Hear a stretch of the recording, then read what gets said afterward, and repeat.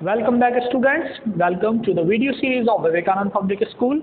We are here again with the part 2 of our previous topic, the same words as different parts of speech. आपको याद होगा इसके पिछले part में यानी इसके पिछले वीडियो में हमने पढ़ा और समझा कि अलग अलग पार्ट्स ऑफ स्पीच क्या होते हैं और किसी एक ही वर्ड को कई पार्ट्स ऑफ स्पीच की तरह यूज किया जा सकता है। जैसा कि हमने डिस्कस किया था, इंग्लिश जो है एक कॉन्टेक्स्ट बेस्ड लैंग्वेज है। वैसे तो सभी लैंग्वेजेस कॉन्टेक्स्ट बेस्ड होती हैं, संदर्भ पर आधारित ज़्यादा होती हैं। सिचुएशन के हिसाब से वर्ड का मीनिंग बदल जाता है, एक्सप्रेशन बदल जाता है। इंग्लिश में लेकिन ये ज़्यादा होता है। आप एग्जाम्पल से समझ भी सकते हैं। हिंदी से अगर हम यानी अपनी मदर टंग से अगर हम कंपेयर करें तो हम पाएंगे कि हिंदी में लगभग 52 अक्षर और इंग्लिश में 26 यानी 26 इसके हाफ होते हैं और मात्राएं अलग होती हैं हिंदी में।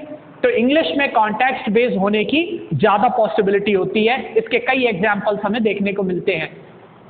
इसी क्रम को आगे बढ़ाते हुए हम आज इस चीज़ को समझेंगे। कुछ नए वर्ड्स को हम लेकर आए हैं जिनमें हम इस चीज़ को और मजबूत करेंगे और पक्का करेंगे ताकि हमें एग्जैक्ट समझ में आ जाए कि कोई भी वर्ड किस तरह अलग पार्ट्स ऑफ स्पीच में यूज़ हो जाता है या उसकी तरह यूज़ किया जाता है। एग्जाम्पल में हमने कुछ वर्ड्स को लिया है। वैसे तो कई वर्ड्स को लगभग सभी को हम ऐसा कर सकते हैं, लेकिन हम वन बाय वन उन वर्ड्स को एग्जाम्पल के थ्रू समझेंगे। हमें सिर्फ इसका की पॉइंट समझना है ताकि हम अपने तरीके से खुद ही on the basis of our own knowledge हम खुद ही उनको चेंज कर सकें और उनको लिखने में या बोलने में उस तरह से यूज़ कर सकें। देखिए, पहला वर्ड हमने जो लिया है वो है क्लोज। क्लोज वर्ड आपने कई बार सुना ही होगा। जैसे हम कहते हैं close the door, close the window या द शॉप इज क्लोज्ड, इस तरह से हम यूज़ करते हैं। पर इसे हम अगर अलग अलग पार्ट्स ऑफ स्पीच में देखें तो आपको एग्जाम्पल के तौर पर समझ में ज़्यादा अच्छे से आएगा। आप देखिए, एन यानी एन स्टैंड्स फॉर नाउन, यहाँ हमने उनके इनिशियल्स को यूज़ किया है। एन जो कि एक नाउन बता रहा है। अगर हमारा सेंटेंस हम देखें तो क्या कहेगा? अगर आपको दिखाई ना दे तो आप मेरे बोलने पर ध्यान दें। I hope it is Audible clearly. Sentence को सुने और समझने की कोशिश करें, खुद भी प्रैक्टिस करें और समझें। मेरे बताने से पहले समझने की कोशिश करें कि ये कौन सा पार्ट ऑफ स्पीच यहाँ हो सकता है। वैसे अभी हमने यहाँ लिख दिया है, फिर भी आप कोशिश करें कि ये ऐसा क्यों है। The meeting came to a close. जो मीटिंग थी, जो बैठक बुलाई गई थी, वो अब लगभग खत्म होने वाली है। केम टू अ क्लोज यानी क्लोज के पास आ गई है। तो यहाँ पर क्लोज को एक नाउन की तरह यूज किया गया है। आप देख सकते हैं और आप समझने की कोशिश करें ऐसा क्यों है। क्योंकि यहाँ क्लोज किसी चीज़ को नहीं बल्कि मीटिंग जो है एक पॉइंट तक, उस पॉइंट को क्लोज कहा गया है कि उस पॉइंट तक आ चुकी है यानी क्लोज के पॉइंट तक आ चुकी है। तो यहाँ क्लोज नाउन की तरह इस्तेमाल किया जा रहा है। उसके बाद देखिए वर्ब के तौर पर अगर हम क्लोज को यूज़ करें तो ये सबसे आसान है। जो हम कहते हैं हमेशा क्लोज द डोर या द शॉप इज क्लोज्ड, ऐसे सेंटेंसेस में ये क्रिया होती है, वर्ब होती है। Who closed the door हमारा वाक्य है, सेंटेंस एग्जाम्पल है। Who closed the door, दरवाजा किसने बंद किया। तो यहाँ बंद करना जो है वो एक वर्ब है। आप जानते हैं हिंदी में जिन भी शब्दों के अंत में ना में आ की मात्रा ना लगा होता है वो सारी वर्ब्स होती हैं। जैसे सोना, हंसना, खाना, रोना, उठना, बैठना, आना, जाना, ये सब वर्ब्स होती हैं। तो यहाँ वर्ब है बंद करना और हमने सेंटेंस क्या बनाया है? Who closed the door, दरवाजा किसने बंद किया। तो यहाँ पर यही वर्ड, यही सेम वर्ड जो पिछले सेंटेंस में नाउन था, यहाँ पर वर्ब है। आगे आप देखिए, फिर हमने इसे एडजेक्टिव यानी विशेषण के तौर पर प्रयोग किया है। आप देख सकते हैं हमारा सेंटेंस क्या है? He is my close friend. He is my close friend. तो यहाँ हमने फ्रेंड को मॉडिफाई किया है। फ्रेंड की विशेषता बताई है कि वो कैसा फ्रेंड है? क्लोज फ्रेंड है यानी खास मित्र है, स्पेशल फ्रेंड है या खास मित्र है। तो यहाँ क्लोज फ्रेंड की विशेषता बता रहा है, इसलिए ये एडजेक्टिव है। क्योंकि आप जानते हैं नाउन की विशेषता बताने वाला शब्द विशेषण होता है। यहाँ नाउन फ्रेंड है और क्लोज एडजेक्टिव है। इसके बाद हम इसी को एडवर्ब के तौर पर देखें। Do not sit so close. अब यहाँ पास ना बैठने की हिदायत दी जा रही है, दूर दूर बैठने को कहा जा रहा है, इसलिए सेंटेंस है do not sit so close. यहाँ क्लोज वर्ड सिट को मॉडिफाई कर रहा है, सिट वर्ब को मॉडिफाई कर रहा है, इसलिए ये एडवर्ब है। क्योंकि हम जानते हैं वो शब्द जो किसी वर्ब को मॉडिफाई करे वो एडवर्ब होता है, यानी हिंदी में कहें तो क्रिया विशेषण होता है। इसके बाद देखें, हमने एक वर्ड लिया है डाउन। डाउन में हमने डाउन को नाउन के तौर पे यूज किया है। I have seen the ups and downs, यहाँ पर हमें ये सीन है third form, N is missed by fault, please excuse it.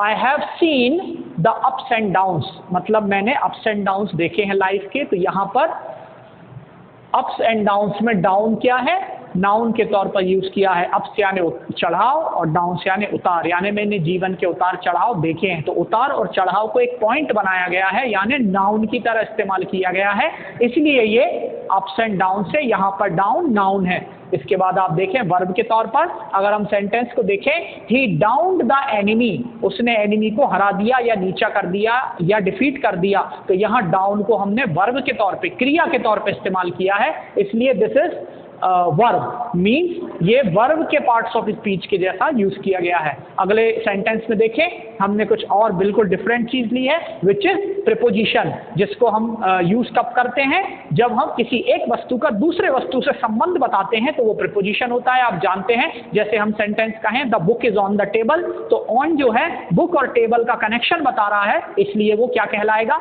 Preposition कहलाएगा। हिंदी में कहें तो संबंध सूचक अव्यय कहलाएगा। तो प्रपोजिशन को हम देखें, यहां पर हमने सेंटेंस लिखा है ही रैन डाउन द हिल, वो हिल से यानी पहाड़ी से नीचे उतरा। तो यहां पर वो प्रपोजिशन है, क्योंकि वो हिल के साथ कनेक्शन बता रहा है दौड़ने का, कि दौड़ा तो किस तरफ दौड़ा, नीचे की तरफ दौड़ा पहाड़ी से। तो यहां डाउन जो है प्रपोजिशन का वर्क कर रहा है। इसके बाद हम देखें कम डाउन प्लीज, यहां पर ये एडवर्ब का वर्क कर रहा है, क्योंकि ये कम की विशेषता बता रहा है कि नीचे आना है। आना कहां है, नीचे। तो इस वर्ब को मॉडिफाई कर रहा है डाउन, इसलिए यहां पर ये एडवर्ब है, यानी क्रिया विशेषण है। हमारा अगला एग्जाम्पल आप देखें, विच इज ऑफ। ऑफ को हमने एडजेक्टिव और एडवर्ब के तौर पर लिया है, हम और भी इसको बना सकते हैं। Sunday is an of day, Sunday को हम एक ऑफ डे दिन कहते हैं, जिस दिन हमारी काम की छुट्टी होती है, स्कूल वगैरह की छुट्टी होती है। तो यहाँ पर हमने ऑफ को एडजेक्टिव बनाया है, क्योंकि वो डे की विशेषता बता रहा है, यानी दिन एक नाउन है, उसकी विशेषता क्या है, वो कौन सा दिन है, ऑफ है, यानी ऑफ डे है, छुट्टी का दिन है। तो यहाँ पर ऑफ जो है एडजेक्टिव के तौर पर इस्तेमाल हो रहा है। इसी को हम देखें बी ऑफ, यानी यहाँ से दफा हो जाओ या भाग जाओ। तो बी जो है यहाँ पर वर्ब है, वर्ब की विशेषता ऑफ है, इसलिए ये एडवर्ब है, यानी ये बी नाम के वर्ब को मॉडिफाई कर रहा है। इसके बाद आप देखें एग्जाम्पल डी में हमने लिया है लिटिल। लिटिल को हमने पहले नाउन के तौर पर इस्तेमाल किया है। सेंटेंस है हमारा she talks much and does little, वो बहुत बातें करती है पर काम कम करती है। यहाँ पर लिटिल का मतलब है थोड़ा, कुछ या कम मात्रा, मात्रा बताने के लिए इसको इस्तेमाल किया जाता है, खासकर उन जगहों पर जिनको गिना नहीं जा सकता, यानी अनकाउंटेबल नाउन्स के साथ यूज किया जाता है। तो यहाँ हमने लिखा है she talks much and does little, करती थोड़ा काम है लेकिन बोलती बहुत ज्यादा है। यहाँ पर लिटिल नाउन है। अगले सेंटेंस में वही आप लिटिल देखेंगे तो वो एडजेक्टिव के तौर पर यूज किया गया है। सेंटेंस आप देख सकते हैं, लिटिल नॉलेज इज डेंजरस, थोड़ा ज्ञान यानी अल्प ज्ञान खतरनाक होता है। यहाँ पर एडजेक्टिव क्यों है, क्योंकि नॉलेज एक नाउन है और नॉलेज को मॉडिफाई करने वाला शब्द लिटिल है, यानी वो उसकी विशेषता बता रहा है, इसलिए लिटिल क्या है, यहाँ पर एडजेक्टिव है। इसी तरह आप देखिए हमारा नेक्स्ट एग्जाम्पल मच। मच को पहले हमने नाउन के तौर पे यूज किया है। Much of what he says is true, मतलब वो जितनी बातें कहता है उनमें से ज्यादातर सही हैं या सही होती हैं। तो यहाँ हम मच को नाउन के तौर पे इस्तेमाल कर रहे हैं, क्योंकि वो बातों के बारे में बता रहा है, जो वो बात करता है वो ज्यादातर सही होती हैं। तो यहाँ मच जो है नाउन है, मच को ही हम एडजेक्टिव की तरह ले सकते हैं, जैसे हमारे अगले वाक्य में है she has wasted much time, उसने अपना काफी समय वेस्ट कर दिया, बर्बाद कर दिया। तो यहाँ कौन सा टाइम, कौन सी नाउन, मच टाइम, यानी बहुत सारा वक्त, टाइम की विशेषता, टाइम एक नाउन हो गया और मच उसको मॉडिफाई कर रहा है, इसलिए वो एडजेक्टिव है। अगले वाक्य में आप देखें हमने मच को एडवर्ब की तरह यानी क्रिया विशेषण की तरह यूज किया है। हमारा वाक्य है I am much pleased with you, मैं तुमसे बहुत खुश हूं। तो यहाँ खुश होने की विशेषता है, खुश होना एक वर्ब है, वो कैसा खुश है, बहुत ज्यादा खुश है, इसलिए प्लीज को मॉडिफाई करने वाला वर्ड मच है। तो यहाँ वर्ब को मॉडिफाई कर रहा है, इसलिए ये एडवर्ब कहलाएगा। हमारा नेक्स्ट एंड लास्ट एग्जाम्पल आप देखिए, इससे आपको और बेहतर समझ आएगा। फिर अलग अलग शब्दों पर आप खुद प्रैक्टिस सेशन घर पे करिए, इससे आपको बहुत अच्छे से ये चीज़ें समझ आ जाएंगी और हमेशा के लिए याद रहेंगी। नेक्स्ट और लास्ट देखिए, हमारा वर्ड है एग्जाम्पल का ओनली। ओनली को पहले हमने एडजेक्टिव की तरह यानी विशेषण की तरह यूज किया है। हमारा सेंटेंस है the only dog I had is stolen या वॉज स्टोलन, जो मेरे पास एकमात्र डॉग था वो भी चोरी हो गया। तो यहाँ पर ये एडजेक्टिव है क्योंकि वो डॉग नाम के नाउन की विशेषता बता रहा है कि कौन सा डॉग, ओनली डॉग, यानी सिर्फ एक ही डॉग था। यहाँ पर ओनली एडजेक्टिव है यानी विशेषण है। इसी के अगले वाक्य में वो एडवर्ब है, आप वाक्य को देख सकते हैं, he only talks and act nothing. हमारा एग्जाम्पल सेंटेंस है he only talks and act nothing, वो सिर्फ बातें करता है, एक्ट कुछ नहीं करता, एक्शन कुछ नहीं करता, काम कुछ नहीं करता।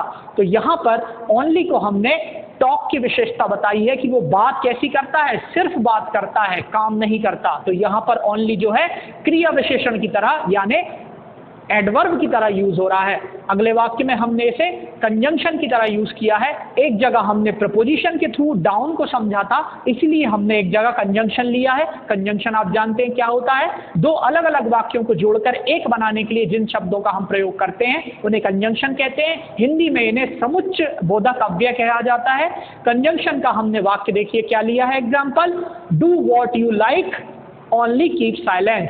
Do what you like only keep silence. यहाँ पर ओनली जो है वो किस चीज की बात कर रहा है, कीप साइलेंस। कीप एक वर्ब है, तो कीप की विशेषता क्या है, ओनली, उसको कीप को मॉडिफाई कर रहा है। सॉरी, कंजंक्शन की हम बात कर रहे हैं। यहाँ पर ओनली जो है आप उसको एग्जाम्पल में एडवर्ब भी समझ सकते हैं क्योंकि वो कीप की विशेषता बता रहा है, लेकिन यहाँ हमने उसे कंजंक्शन के तौर पे समझा है।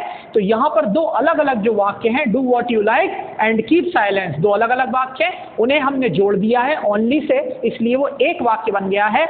Do what you like only keep silence, ये एक वाक्य बन गया है और यहाँ पर ओनली से इन दोनों अलग अलग वाक्यों को कनेक्ट किया है, इसलिए ये कंजंक्शन के तौर पे वर्क कर रहा है। इसी तरह हम देखें कि ये सारे और कई ऐसे शब्द हैं जो अलग अलग पार्ट्स ऑफ स्पीच में यूज हो सकते हैं, ये हमें अच्छे से समझ आनी चाहिए। इनकी प्रैक्टिस जरूर घर पर करें। आगे के पार्ट्स में हम ग्रामर के दूसरे सेक्शंस पर बात करेंगे। Till then, thank you very much.